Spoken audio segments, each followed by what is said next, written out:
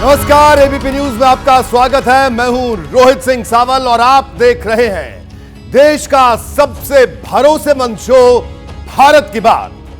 आज मेरे पास राजस्थान से बहुत बड़ी खबर है। बीजेपी ने राजस्थान में अपना सीएम फेस पक्का कर लिया है। यह लीडर कौन हो सकता है, इसके बारे में मेरे पास पुख्ता खबर है। आज पार्टी के एक बेहद जिम्मेदार नेता से मेरी फोन पर बात हुई। दिल्ली और जयपुर दोनों जगह बीजेपी की राजनीति में उनका बड़ा रुतबा है। उन्होंने यह बताया कि पार्टी जल्द ही राजस्थान में मुख्यमंत्री पद के दावेदार का नाम घोषित भी कर सकती है। जी हां, और यह लीडर कोई और नहीं, वसुंधरा राजे हो सकती हैं। इस खबर ने मुझे हैरान कर दिया, क्योंकि राजस्थान में बीजेपी की अब तक की स्ट्रेटजी बिल्कुल अलग थी। पार्टी किसी को सीएम फेस घोषित नहीं कर रही थी। यह तय हो चुका था कि मुख्यमंत्री पर फैसला चुनाव नतीजों के बाद होगा। ऐसे में सवाल उठ रहा है। जी हां, सवाल यह कि वसुंधरा को लेकर बीजेपी का हृदय परिवर्तन कैसे हो गया। सवाल नंबर 2, आखिर बीजेपी को राजस्थान में अपनी रणनीति में बदलाव क्यों करना पड़ा। सवाल नंबर 3, राजस्थान में वसुंधरा बीजेपी के लिए जरूरी है या उसके लिए मजबूरी है। ये तमाम सवाल रह रहकर उठ रहे हैं। इन सारे सवालों के जवाब के लिए आपको लेकर चलते हैं राजस्थान की राजधानी जयपुर, जहां करीब 1 महीने पहले बीजेपी ने, जी हां, एक सर्वे करवाया। जाहिर है सर्वे सीक्रेट था, तो इसकी रिपोर्ट भी सीक्रेट ही रखी गई। यह रिपोर्ट खुली पार्टी के चंद बड़े नेताओं के बीच। सवाल है कि इसमें क्या था।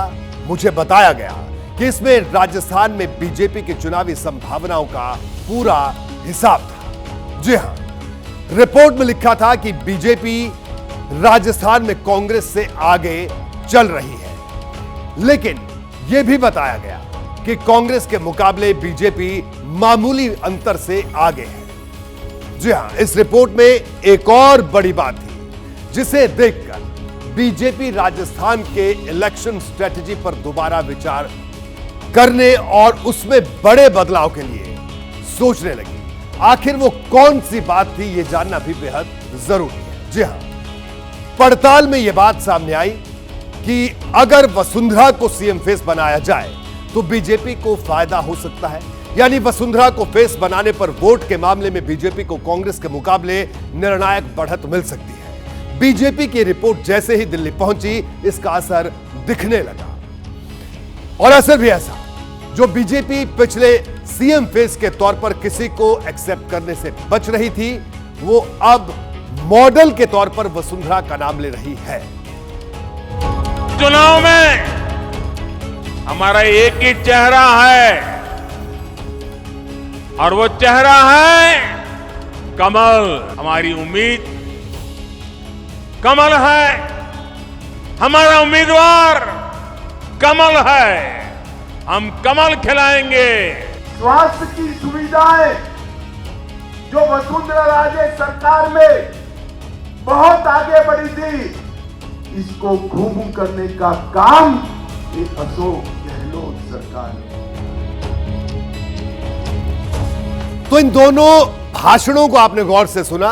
बीजेपी में अमित शाह जैसे दिग्गज अगर कुछ कहते हैं तो उसका मतलब होता है, असर होता है। चंद दिन पहले तक सामूहिक नेतृत्व की बात करने वाले अमित शाह अगर आज वसुंधरा सरकार की चर्चा कर रहे हैं तो समझिए कि यह उसी रिपोर्ट का असर है जिसका जिक्र अभी हम यहां पर कर रहे हैं। देखिए, 2018 के विधानसभा चुनाव में 13 सीट ऐसी थी जहां हार जीत का अंतर 1% से कम था, और 10 सीट ऐसी थी जहां 2% से भी कम वोट से हार जीत का फैसला हो गया, और 15 सीट ऐसी थी जहां 3% से भी कम वोट से हार जीत हो गई।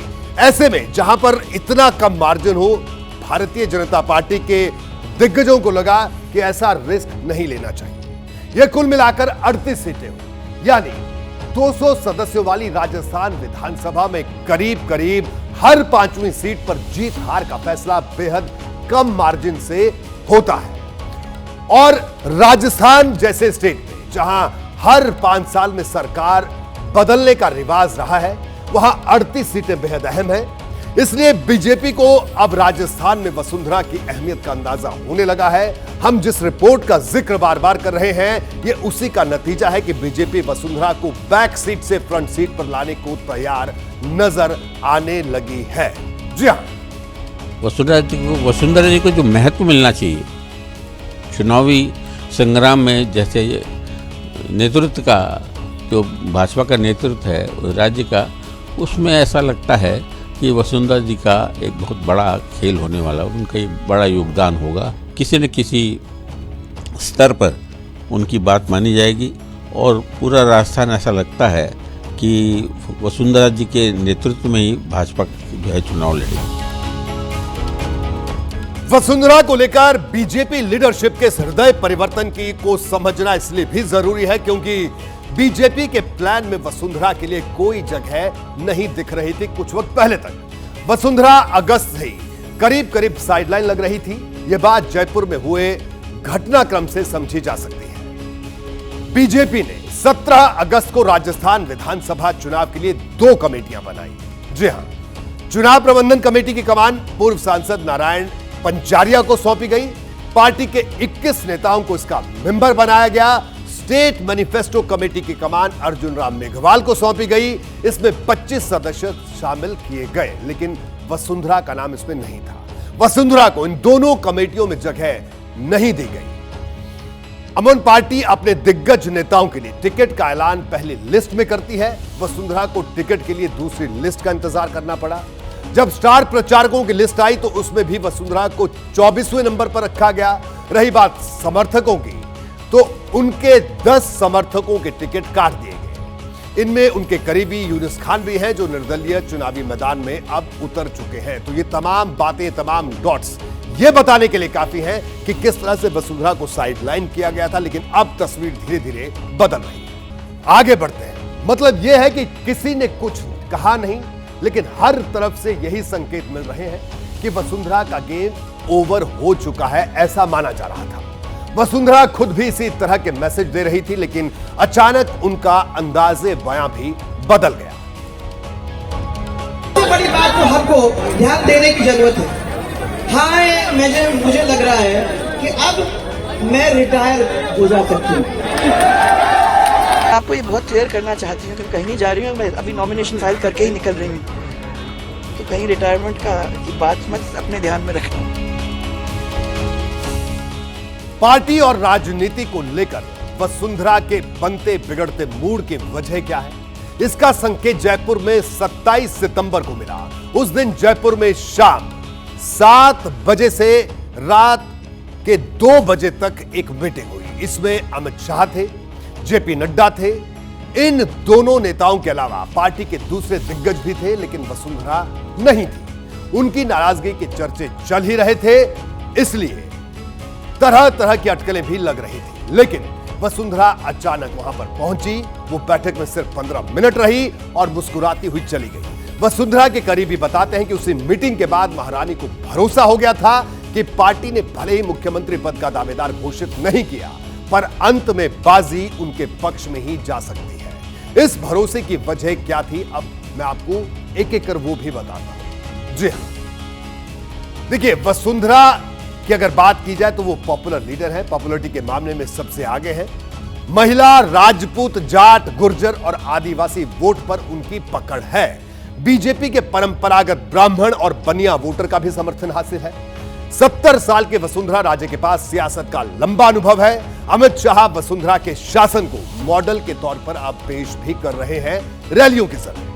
और सबसे बड़ी बात यह है कि वो राजस्थान की 200 में से 60 यानी करीब 1/3 सीटों पर सीधा असर डाल सकती है। वो राजस्थान की जमीनी स्थिति से भी वाकिफ है। यही कारण है कि बीजेपी राजस्थान जीतने के लिए 5वीं बार वसुंधरा को मुख्यमंत्री के चेहरे के तौर पर प्रोजेक्ट कर सकती है, जिसकी शुरुआत यानी कोशिश शुरू हो गई है, संकेत मिलना शुरू हो गए।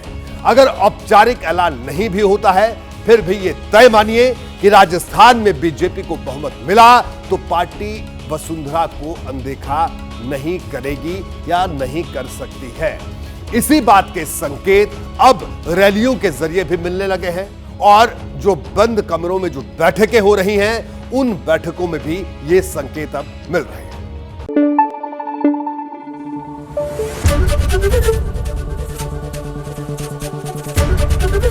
एबीपी न्यूज आपको रखे आगे।